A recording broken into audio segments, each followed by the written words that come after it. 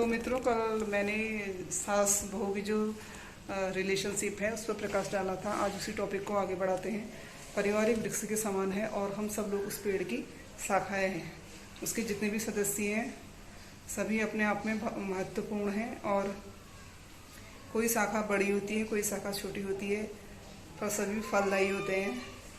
कोई वृक्ष का कोई भी पार्ट ऐसा नहीं होता है जो अनुपयोगी हो। सभी उपयोगी हैं और सभी महत्वपूर्ण हैं। तो ऐसे ही हमें अपने घर परिवार में सभी को इज्जत और महत्व देनी चाहिए। किसी को भी छोटा न समझें।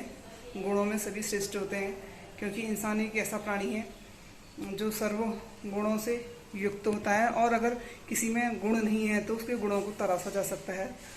मनुष्य एक अद्भुत प्राणी है जो ईश्वर का दिया हुआ एक वरदान ही सोचो। बाकी तो और निर्जीव वस्तु हैं, धन दौलत, इनका उतना महत्व नहीं होता जितना कि किसी एक इंसान का महत्व होता है। परिवार में तो आगे बढ़ते हुए परिवार में जैसे सदस्य होते हैं, सास ससुर हैं, उसके बाद ही मैं यहाँ पर बहुओं को समझाते हुए ही मैं इस टॉपिक को ले रही हूँ, ताकि जो मेरी छोटी बहनें हैं वो इससे कुछ सीख सकें। तो जैसे अब रिलेशनशिप में अगला होता है जो संवेदनशील रिश्ता है, सास बहू के बाद ननद और भाभी का आता है।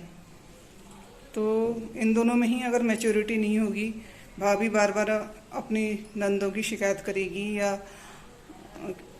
या उनका घर पे आने पे पसंद नहीं करेगी, और तो रिश्तों में कटुता आ जाती है। और वैसा ही ननद का भी है, अगर वो बार बार घर के बड़े बुजुर्गों से, अपनी मम्मी पापा से तुम्हारी शिकायत करेगी और तुम्हारे रिश्तों में दरार भरने की कोशिश करेगी, तो वो रिश्ता नहीं टिक सकता। बाहर तो चल जाएगा, लेकिन वो प्रेम और वो इज्जत नहीं होती है। और यही चीज़ें हम जिसके लिए जैसा करते हैं आगे चल के हमारे सामने आती हैं, क्योंकि जो हमारी सृष्टि है हम जैसा करते हैं हमको उसी का फल देती है। भगवान की पूजा तो हम सभी लोग करते ही हैं, तो ईश्वर की पूजा तो हम सब करते ही हैं। तो हमें ये भी मान लेना चाहिए कि हम जैसा बोएंगे और वैसा ही हमें उसके फल काटने को मिलता है। तो ये रिश्ते रूपी बीजों को भी बचा के रखना चाहिए। तो मीनू, आप क्या कहेंगे इस बारे में?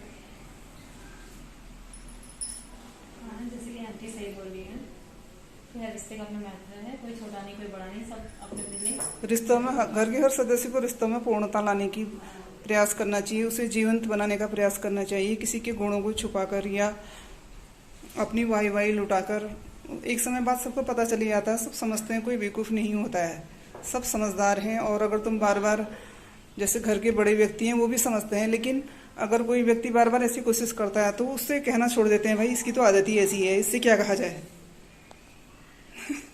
क्योंकि जिसकी जैसी आदत होती है अधिकतर वो वैसे ही। अब जहाँ पर हम लोग होशियारी दिखाते हैं, ज़्यादा चालाकी दिखाते हैं, चाहे मैं हूँ या मेरी बहन हो, कोई भी हो, हम दूसरे को डाउन करने के लिए या हम कुछ चालाकी दिखा रहे हैं तो अगला समझ जाता है, पर उसके संस्कार होते हैं। अगर कोई तेज है, उसके घर में उसको बता रखा है कि उल्टा जवाब दो, वो जवाब देगी। लेकिन अगर किसी की माँ ने समझा रखा है सभी रिश्ते प्रेम से संभाल रहे हैं, तो आपको उसका उत्तर नहीं देती है, उस चीज़ को निगलेक्ट करते हुए आगे बढ़ती है। यही रास्ता सही भी है।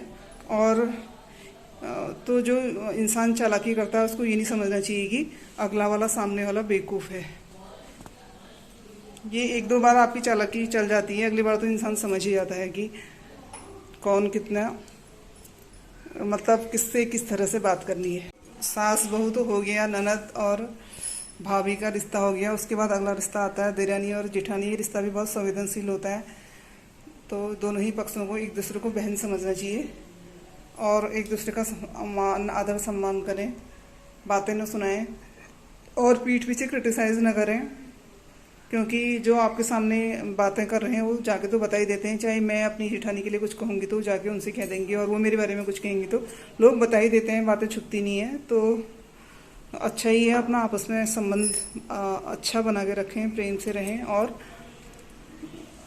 अपने एक दूसरे का सुख दुख को समझें और जीवन को, घर परिवार में सुख शांति बनाए रखें। और इसके बाद अगला रिश्ता आता है पति पत्नी का। तो मीनू बताएंगी पति पत्नी के रिश्तों में कड़वाहट क्यों आती है, इसको अच्छा अनुभव है। अगर इससे कहीं पर गलतियाँ होगी हैं तो ये माफ़ी मांगने को भी तैयार है। तो बताओ मीनू, जब तक तुम समझोगी नहीं इस चीज़ को ना, तो ये चीज़ें, अगर हम समझते नहीं हैं तो ये चीज़ें हाथों से निकल जाती है। समय कब चला जाता है पता नहीं चलता और पछताते रह जाते हैं हम लोग। बताओ। बताओ, अभी तो तुम बता रही थी कुछ पति को समझना चाहिए। हाँ, बस जहाँ पर उसने तुमको नहीं समझा तुम कह सकती हो, जहाँ पर तुमने नहीं समझा तुम भी कहो। पति पत्नी का रिश्ता बहुत प्रेम का और आदर जोर से बोलो। सम्मान देने वाला होता है, दोनों का महत्व है। पति के बिना पति अकेले पत्नी के बिना नहीं रह सकता है, और पत्नी अकेले पति के बिना अधूरी है। तो दोनों ने एक दूसरे को इज्जत देनी चाहिए, एक दूसरे को सम्मान देना चाहिए, एक दूसरे को नीचा नहीं दिखाना चाहिए कि हाँ, बार बार कमियों को, कर सकती है। हाँ, अगर तुम उसकी कमियों को दिखा रहे हो तुम उसकी कमियों को दूर करने की भी कोशिश करो, उसको मौका दो, आगे बढ़ाओ। अगर ये कम है तो मैं इसे होशियार बना के दिखाऊंगा। हाँ, कुछ कर सकती है, उसे योग्य हाँ, बहुत सही कहा तुमने। और उसके बाद उसमें कमियां ढूंढने के बजाय हाँ, बहुत सही। वैसे अधिकतर जहाँ पर पति पत्नी में समझ नहीं होती है तो रिश्ते टूटते हैं, रिश्ते टूटते हैं। और कई जगह मैंने ये देखा है दूसरे लोग तुम्हारे घर पर दखल देते हैं। हाँ, जैसे कुछ दोस्त होते हैं वो तुम्हारे पति को इधर को आ उधर को आ बार बार फोन करके अपने पास बुलाते हैं। तो ऐसे बारे में क्या कहेंगे आप? जैसे दूसरी औरतें हैं वो उन्हें बताती हैं वैसे करो वैसे करो। दूसरी औरतें नहीं, परिवार के कुछ सदस्य होते हैं जो बार बार गलतियों को दिखाने का प्रयास करते हैं वो, ताकि तो उनके मन में यही होता होगा कि इनका रिश्ता ठीक नहीं रहे या हमको इससे लाभ हो, यही इच्छा रहती होगी। कुछ कहना चाहेंगे इस बारे में? होता होगा तो आपके साथ भी हुआ है सर? अभी एक दो लेडीज ने मुझको बताया था ना, मुझसे उनसे बात हुई थी तो उन्होंने कहा था कि मेरे हस्बैंड मतलब कई सालों में घर आते हैं तो बोलने की भी उनको फुर्सत नहीं होती है, वो उनको इतना व्यस्त कर दिया जाता है कि वो इतने काम, हाँ, रोज कोई अपना काम करा रहा है और ये काम करा रहा है। और जब वो यहाँ नहीं होते इंडिया में तो उनके बच्चों को उस समय कोई हेल्प करने नहीं आता, कोई देखने नहीं आता। जब वो आते हैं तो उनको एंगेज कर लेते हैं। क्या ये सही है? पति पत्नी में दोनों को एक दूसरे से बात करनी नहीं, वो वाली उसकी बात कर रही हूँ। क्या आपको सही लगता है? हाँ, जो दूर है वो पास एक दिन में आते हैं कभी कभी तो, और तो ऐसा कहना। हाँ, तो इस बारे में आप क्या कहेंगे कि जो लोग एक दूसरे का बात करके या हाँ, जो लोग हेल्प करने, तो मैंने अपनी सहेली से यही बोला कि अगर वो तुमको हेल्प करने की तुम्हारे हस्बैंड हेल्प कर रहे हैं बहुत अच्छी बात है, परिवार को तो निभाना ही चाहिए। लेकिन फिर साथ में जो मतलब वो लोग हैं उन्होंने भी कभी तुम्हारी हेल्प करने के लिए आना चाहिए, कभी पूछना चाहिए। बस ये छोटी छोटी बातें ही होती हैं घर में, और कोई इतना बड़ा कोई सीरियस मैटर नहीं है ये।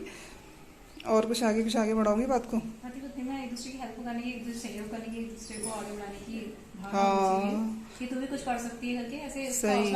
और जो अगला फिर रिश्ता आता है, देवर का रिश्ता आता है, देवर भाभी का रिश्ता तो अच्छा ही होता है। इसके देवर भी इसकी बहुत इज्जत करते हैं और हेल्प सपोर्ट करते हैं, ये भी उन्हें भाई की तरह समझती है।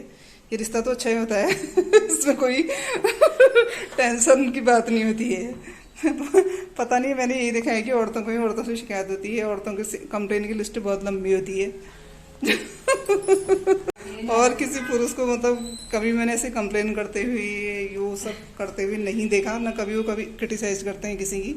महिलाएं शायद कम पढ़ी लिखी हैं और घर के अंदर ही रहती हैं, इस वजह से भी औरतों को खुद कमाने का सोचना चाहिए, अपना कमाई का जरिया अपने पाँव पे खड़े हों और सबको सपोर्ट करें। खुद भी आजकल की लड़कियां तो बहुत होशियार हैं, उन्हें लड़कों से भी अच्छी जॉब कर रही हैं, पढ़ लिख कर उन्हें आत्मनिर्भर बनाना चाहिए, ताकि वो सिर्फ क्रिटिसाइज तक सीमित न रह जाएं। अब सभी के बारे में हम लोगों ने बोल ही लिया है। अब अन्य रिश्ते आते हैं, चाचा चाची, इन लोगों का भी मान सम्मान होना चाहिए और उन्हें भी परिवार के सदस्य की तरह समझा जाए। अगर कोई छोटा गलतियां करता है तो उनकी गलतियों को माफ़ करके रिश्तों को आगे को सुधारने की कोशिश करनी चाहिए। अगर आपका कहीं पर किसी से किसी बात पर दिल दुखा होता है तो उसका सिर्फ एक ही निवारण होता है, आप उससे बात करो। बात करके ही समस्याओं का समाधान होता है, और बिना बात करे ही रिश्तों को तोड़ लेना या अलग से जाके छुप के बैठ जाना, उससे कभी कोई रिश्ता सुधरता नहीं है। ज़िंदगी में सुधार का ही प्रयास करना चाहिए इंसान। तो मित्रों, आज की सभा हम यहीं पे समाप्त करते हैं। आप लोगों को बहुत बहुत धन्यवाद, आप लोगों ने इतना टाइम लेकर हमारे शो को देखा है, और आशा करते हैं आप लाइक एंड सब्सक्राइब करेंगे। और अगर आप लोगों को हमारा शो पसंद आता है हम आगे इसी तरह बढ़ाते रहेंगे, और अगर नहीं पसंद आता है तो किसी दूसरे टॉपिक तैयार करते हैं, कोई दूसरा। तो गुड मॉर्निंग फ्रेंड्स, आज की सुबह का प्यार भरा नमस्कार। आशा करते हैं आप लोग सभी स्वस्थ व सुखी होंगे। तो फ्रेंड्स, अभी घर का सारा काम करके हम लोग आ गए हैं यहाँ पर अपने बारिश रूम में। मेरे साथ है मीनू जोशी। तो मीनू आज क्या सुना रही हूँ? तो मित्रों आज भी काफ़ी बारिश है और हमने घर का सारा काम कर लिया है। आज अंदर वीडियो नहीं बनाया। आज हम किसी चर्चा को लेके यहाँ पे आएंगे। मीनू कोई गाना सुनाओगी स्टार्टिंग में वीडियो की? रक्षाबंधन का कुछ भी गा दो जो तुम। भाई की कलाई में प्यार बांधा है, प्यार की दुकान में संसार बांधा है, रेशम की डोरी से रेशम की डोरी से प्यार बांधा है, भाई की कलाई में प्यार बांधा है, बहना ने भाई की कलाई में प्यार बांधा है, प्यार की दुकान से संसार मांगा। अच्छा मीनू तुमने गाना गाया, फिर से गाओ तो एक बार। ये तो कॉमेडी सॉन्ग कर दिया आपने। दुकान भी बात दी तुमने। मैंने सुना था ये गाना, मैंने तो मित्रों ये हमारा ओरिजिनल तो मित्रों ये हमारे ओरिजिनल वीडियो है जिसमें हम कोई मेकअप नहीं करते हैं, कोई इसके लिए कोई तैयारी नहीं की जाती है। कहीं पर कोई गलती हो जाए तो आप लोग माफ़ करिएगा। हम लोग अभी घर का पूरा काम निपटा के थके हुए मुंह पता के बस इसी हमें बैठ जाते हैं। अगर कहीं पर कोई गलती होती है आप लोग तहे दिल से हमें क्षमा करेंगे। भविष्य में हमारे पास टाइम होगा तो हम अच्छे से मेकअप करके और एक अच्छे कलाकार के रूप में आप लोगों के सम्मुख आने की कोशिश करेंगे। और जहाँ वीडियो शूट करने का सवाल है, मेरा बेटा बिल्कुल भी अलाउ नहीं करता है। वो हमें घर से बाहर शूटिंग करो, उससे घर से भगा रखा है। इसलिए हम एक छोटे से रूम में जो सीढ़ियों के ऊपर जो लॉबी होती है उसमें बैठ के वीडियो बना रहे हैं। इसलिए कृपया अगर कोई भी इसमें गलती होती है तो तहे दिल से माफ़ी। तो यहाँ पर कोई भी टॉपिक जो हमारे मन में उसको उठा ले रहे हैं, हम लोग उस पर डिस्कस कर रहे हैं। तो हमारे अनुभव से आप लोग भी लाभ उठाइए और अपने अनुभव भी हमें शेयर करिए। अगर कोई लेडीज़ हमारे साथ कुछ शेयर करना चाहती है और ये हमारी जो चौपाल में जो बहनें शामिल होना चाहती हैं उनका सादर अभिवादन है, स्वागत है। लेकिन इस समय हमारे पास बिल्कुल वक्त नहीं है, आपको अपनी वहाँ हमको बुलाना पड़ेगा। क्योंकि ये छोटा सा रूम है, यहाँ पर हम लोग बैठे हुए हैं। और अगर नीचे जाते हैं तो डिस्टर्ब होता है घर में।